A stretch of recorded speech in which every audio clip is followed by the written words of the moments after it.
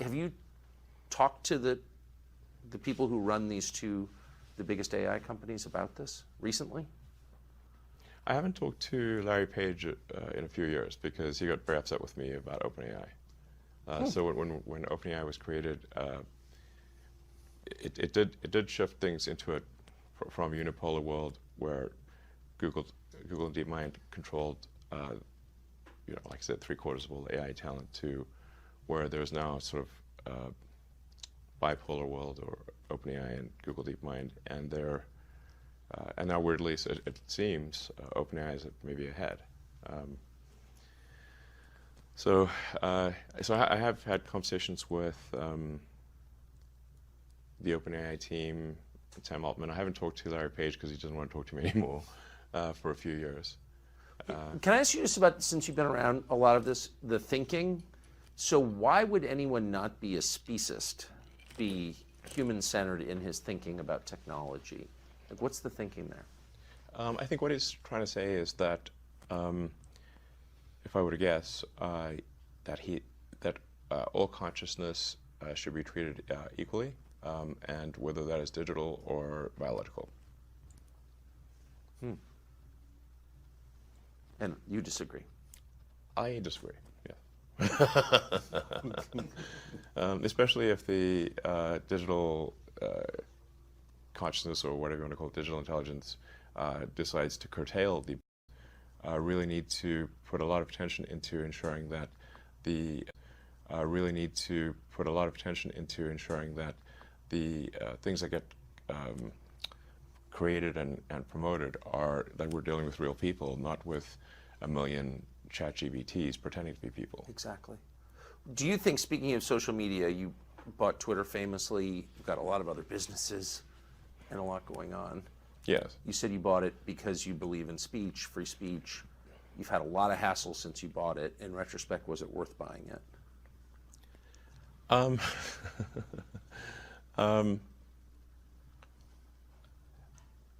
mean, it remains to be seen as to whether this was financially smart. Currently, it is not. We just revalued the company at less than half of the acquisition price. Did you really? Yes. No, my timing was terrible for when the offer was made, because it was right before advertising plummeted, and you caught the high water mark, I noticed. Yeah. So I must be a real genius here. My timing is amazing. Since if I had bought it for at least twice as much as it should have been bought for. But some things are priceless, and so whether I lose money or not, that is a secondary issue compared to ensuring the strength of democracy, and free speech is the bedrock of a functioning democracy. Yes. And the speech needs to be as transparent and truthful as possible. So we've got a huge push on Twitter to be as truthful as possible. We've got this community notes feature, which is great. It is great. It is awesome. Yeah. And it's like, I saw it this morning. Yeah. It was far more honest than the New York Times. It's great. Yeah. We put a lot of effort to ensuring that community notes does not get gamed or have biases. It is simply cares about what is the most accurate thing. And sometimes truth can be a little bit elusive, but you can still aspire to get closer to it. Yes. And so, and I think the effect of community notes is more powerful than people may realize, because once people know that they could get noted, community noted on Twitter, then they'll think more carefully about what they say. They are likely. Basically, it's an encouragement to be more truthful and less deceptive. Yes, and if the notes themselves are truthful, then it will have the effect. Absolutely. And all of that is open source. All the community notes is open source. So you can read about every community note. You can see exactly how the algorithm works. You can register, say like, oh, we need to make this change or that change. So everything is super open book with community notes. There's no black box. When you jumped into this, though, when you bought it, did you understand? Well, clearly you understood its importance. You wouldn't have bought it. Twitter, yes. Right. But it's not the biggest, but it's the most important of the social media companies. But did you understand the kind of ferocity you'd be facing, the attacks you'd be facing from power centers in the country? I thought there'd probably be some negative reactions. Yes. So I'm sure everyone would not be pleased with the with it. But at the end of the day, if the public is happy with it, that's what matters. And the public will speak with their actions. If they find Twitter to be useful, they will use it more, and if they find it to be not useful, they will use it less. If they find it to be the best source of truth, I think they will use it more. So that's my theory. And so even though, now there's obviously a lot of organizations that are used to having sort of unfettered influence on Twitter that no longer have that. Well, you stripped the New York Times of their badge this morning, and then you called them diarrhea. You called them. You did. I'm just quoting you. You described their Twitter feed as diarrhea. I said it was the Twitter equivalent of diarrhea. Okay, it's not literally diarrhea, but no, it's it's a metaphor, but an accurate one. So, I mean, if you look at the at NY Times Twitter feed, it's unreadable. It's like because what they do is they tweet every single article, even the ones that are boring, even ones that don't make it into the paper. So, so it's just nonstop, zillion tweets a day with no. They really should just be saying like, what are the top tweets? Yes. Like, what are the big stories of the day? I don't know. Put out like 10 or something. So some number that's manageable. As opposed to right now, if you were to follow NY Times on Twitter, you're going to get barraged with like hundreds of tweets a day. Yeah. And your whole feed will be filled with NY Times. So this is something I would recommend actually for all publications, which is for your primary feed, only put out your best stuff. Don't put out everything. You could have a second feed that is here's everything, but have your primary feed be here's our best stuff. If any media organization or individual just have don't put out hundreds of tweets a day. Just put out like 10 good ones, or 5 good ones, and if it's a slow news day, don't put out any. Maybe put out 1 or 2. Yeah. But don't try to say we're always going to put out 100 tweets, even if if it's World War III or a bicycle accident was the biggest news. It's got to be like news that it's got to you got to earn your play, earn someone's attention. Yes. So just in general, I kind of think I know a thing or two about how to use Twitter because I was the most interacted with account on the whole system before the acquisition. Before the acquisition closed. I didn't have the most number of followers, but I had the most number of interactions. And so I clearly know something about how to use Twitter. And so people should, listen to my advice, I think. People's attention is limited, so just make sure you put the stuff that's most important there. So because, you and people like you do interact on Twitter, it's obviously enormously powerful in shaping public opinion. It's where a lot of ideas and trends are incubated. Yeah. That's why you Absolutely. bought it. It's also a magnet for intel agencies from around the world. And one of the things we learned after you started opening the books is that they were exerting influence from within Twitter. I mean, it was absurd. Did you know that going in? No. So things like I have a. Since I've been a heavy Twitter user since 2009, it's sort of like I'm in the matrix. I mean, I can see like do things feel right? Do they not feel right? What tweets am I being shown as recommended? I get a feel like what accounts are making comments. Where are the comments eerily similar? Yeah. And then you look at the account, and it's just obviously a fake photo, and it's just obviously a bot cluster over and over again.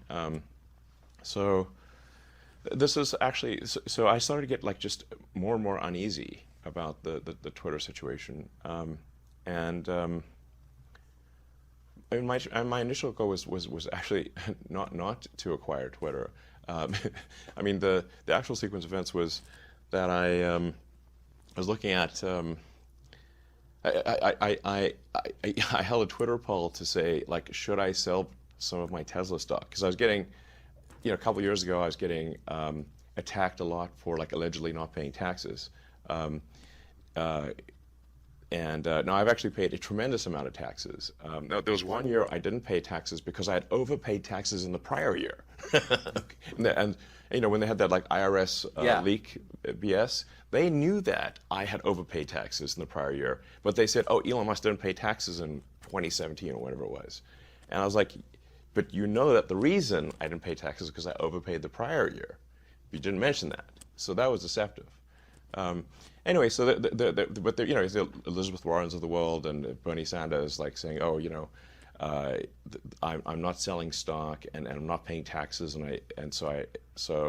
so I'm like, look, I don't know what the right thing to do is here. I thought the right thing to do was to not sell stock. The captain should be the last one to leave the ship. That's right. I thought I was doing the right thing by not selling stock, and now I'm being told I'm doing the wrong thing by clinging onto the stock and not paying taxes. So I held a Twitter poll to say, what do you guys want? Should I sell, I don't know, 10% of my Tesla stock or not? I'll buy by the results of the poll.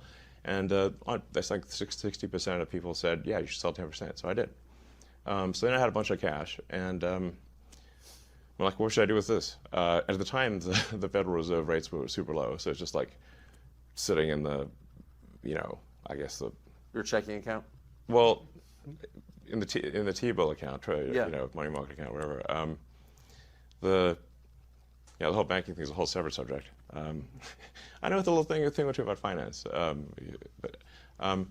So then I'm sitting with this money in the account. It's earning less than the rate of inflation. So the rate of inflation is much higher.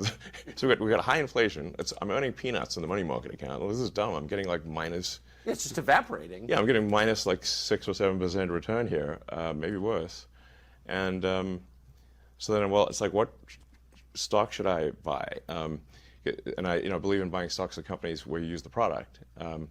And Apple's got a competing electric vehicle car program. So, I like Apple products. We're not going to invest in them because they've got a competing autonomous EV program.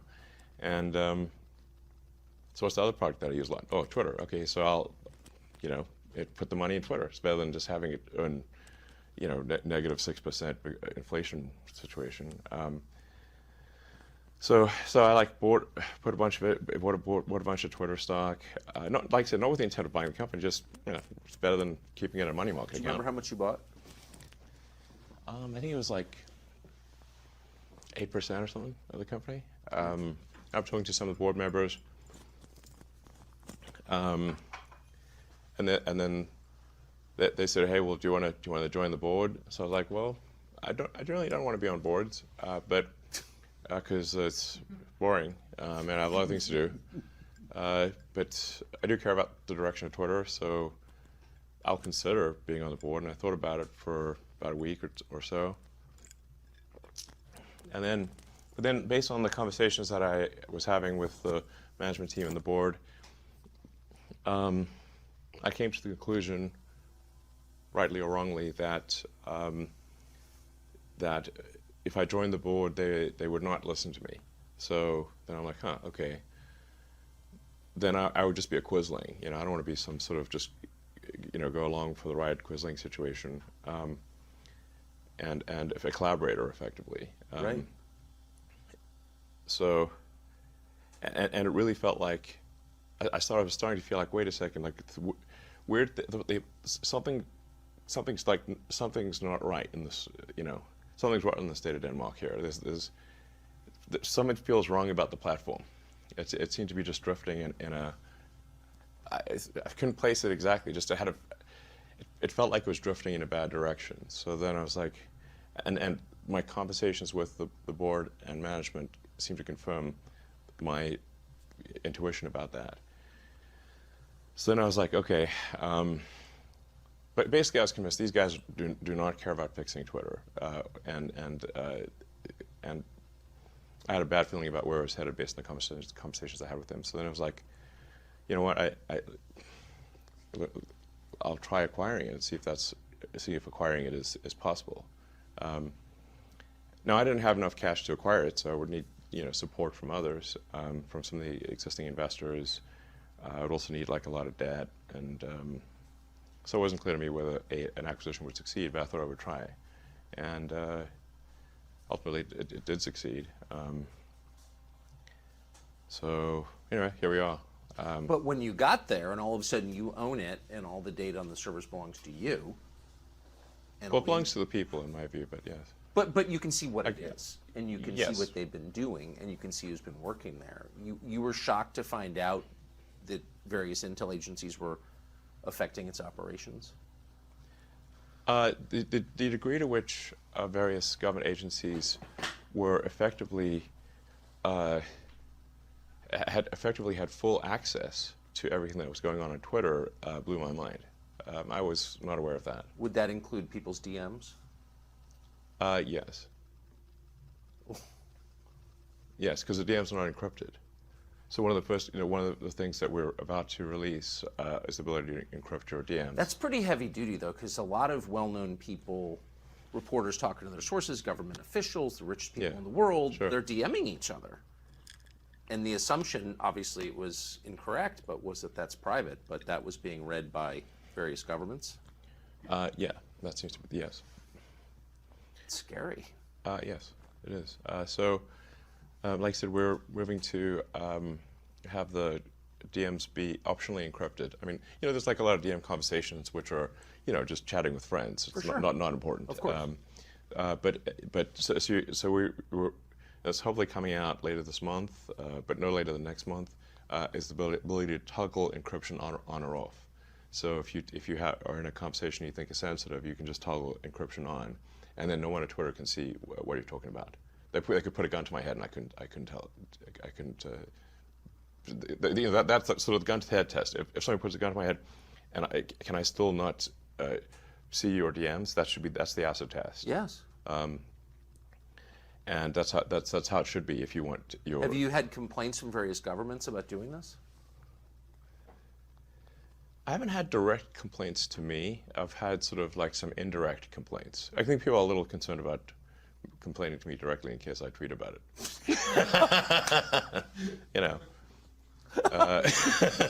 They're like, uh-oh. So they sort of tend to be more roundabout than that.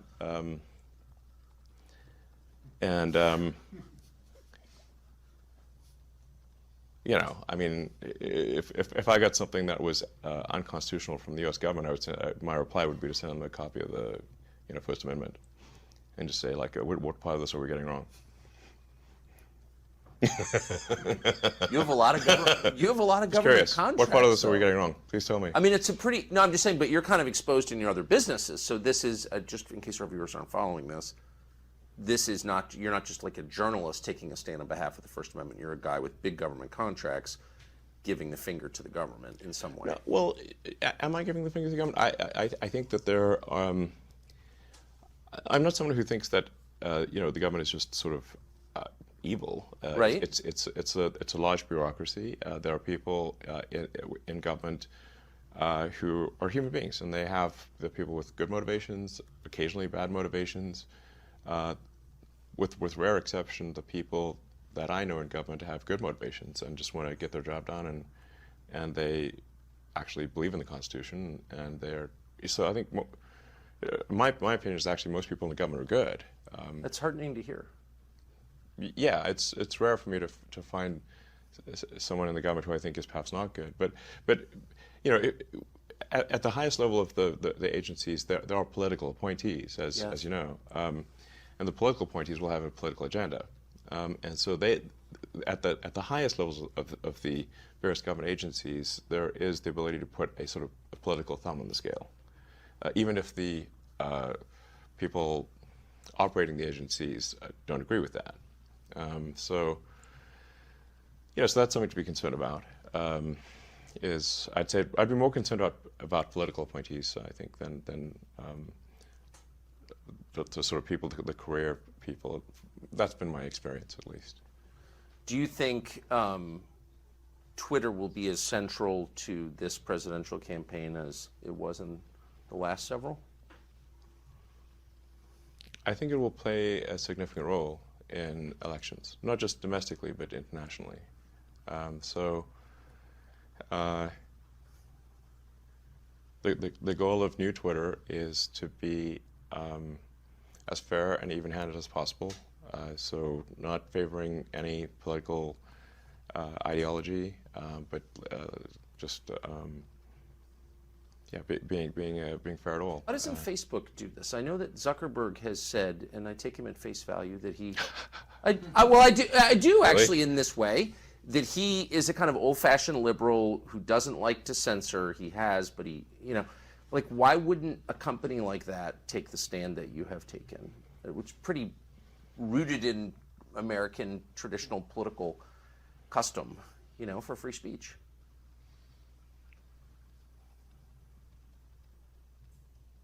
My understanding is that Zuckerberg spent $400 million in the last election, nominally in a get-out-the-vote campaign, but really fundamentally in support of Democrats. Is that accurate or not accurate? That is accurate. Yes. Does that sound unbiased to you? No, it doesn't. Yes.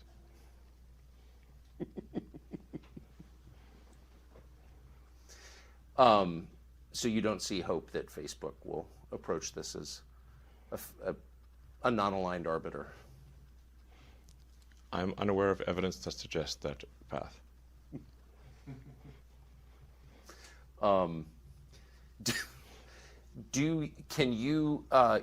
You've allowed Donald Trump back on Twitter. He hasn't taken you up on your offer because he's got his own thing. Right. Do you think he will go back on Twitter? Well, that's obviously up to him. My job is to, I take the freedom of speech just very seriously. So it's I didn't vote for Donald Trump. I actually voted for Biden. Yep. People think I'm some sort of hardcore, certainly some of the media try to paint me as like far right or whatever. I'm right. And the only time I've ever even voted Republican was once for because I registered to vote in South Texas. It was for a Mexican American woman for Congress. That's literally the only Republican vote I've ever cast in my entire life. Yeah. Once.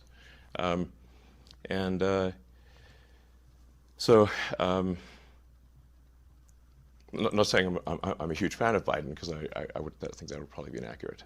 But we have difficult choices to make in these presidential elections. It's not.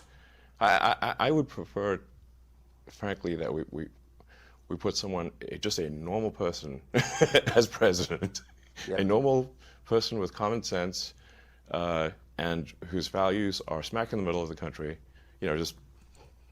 Center of the normal distribution, and I think that would be great. I agree. I agree with that. And everyone would be happier. Would you run? Like, why wouldn't you run? I wasn't born here, so. Oh, of course you weren't. Yeah. I'm a technologist also. I'm not a politician, so it's not like I think we have made maybe being president not that much fun, to be totally frank. Yeah. It is by design a relatively weak role, because it's intended to be balanced by the House and the Senate and the judiciary. So it's not like if you're prime minister in England or Canada, you have far more power than if you're president, because it's like being Speaker of the House and being president. President's like deliberately weak in order to avoid creating a king-queen situation, but you get dumped on all day, no matter what you do, and everything you do is scrutinized, and your life is not your own. And if you any skeletons you've got in the closet will be trotted out and paraded down Main Street. And even if they don't exist, they'll make them up and fake whatever. Politics is a blood sport. Yeah. So it's not something I'd want to do. So I got one last thread that you alluded to. You said, "Don't get me started on the banks." So you've seen a couple regional bank collapses. Yeah. And we've been told that's not a big deal. That these are isolated and each one collapsed for unique reasons. It's not systemic in any sense. What's your sense of the stability of the American banking system? Well, it's actually at this point a global banking system problem. It is. So the we have a situation here where it's not that the canary in the coal mine has died, but the miners are starting to die too. So Silicon Valley Bank collapsing overnight is one hell of a big canary. It's more like a turkey. I mean, it's not like some small fry thing. Yeah. It's big fry, or medium fry. And then Credit Suisse, which is I think was formed in the mid-1800s, was basically sold for pennies on the dollar, forced to merge with UBS, and even then required backstop by the Swiss government. I mean, like, hello guys, maybe we have issues here. Maybe things aren't all great. They're definitely not all great. Maybe I should be more forceful here. I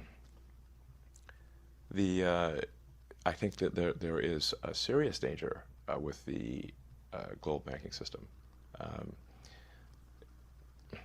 There's a strong argument that if you were to actually mark to market the portfolios of the banks, the loans and whatnot, that the entire banking industry would have negative equity. It feels that way. Yes. So if you look at, say, commercial real estate, like offices and whatnot, the whole work from home thing has substantially reduced office usage in cities around the world. I think San Francisco is at 40% off. And San Francisco is like an extreme example, but I think it's on 40% vacancy. Even New York has. I think almost all cities at this point have record vacancies in commercial real estate. So now the commercial real estate used to be something that was a grade A asset. That if a bank had commercial real estate holdings, those would be considered of the highest security, some of the safest, assets you could have. Now that is not the case anymore. One company after another is canceling their leases or not renewing their leases, or if they go bankrupt, there's nothing for the bank who owns that real estate to go after, because they're previously strong company, now dead. What do you go after at that point? So we really haven't seen the commercial real estate shoe drop. That's more like an anvil, not a shoe. So the stuff we've seen thus far actually hasn't even. It's only slightly real estate portfolio degradation, but that will become a very serious thing later this year, in my view. I think if we see, which we're likely to see, a drop in house prices because the interest rates are too high, and for most people when buying a house, they look at the monthly payment. Of course. If you're a 30-year mortgage, the vast majority of it is interest. So if the Fed rate is high, you have a high base interest rate. Effectively, the price you can pay for the house drops because you now have to pay more interest, which means that if you've got a fixed monthly payment, you can now afford to buy a house for less money. It effectively drops the prices of houses. Yes. This is the kind of thing that tends to accelerate, so that then you can get negative equity in the home market as well. And so if banks end up having loan losses in both their commercial and, well, they're definitely going to have loan losses in their commercial portfolio, but also in their mortgage portfolio, this is a dire situation. There is a solution to mitigate the magnitude of the damage here, which is for the Fed to lower the rate. But they raised the rate again. Now, if I recall correctly, which important caveat, I think the last time the Fed raised rates going into a recession was 1929. What happened next? Yeah, the Great Depression. The concern, I'm not telling you nothing you don't know, but the concern is if the Fed drops rates again, then inflation will accelerate, and you can't do that in an election year. So inflation is going to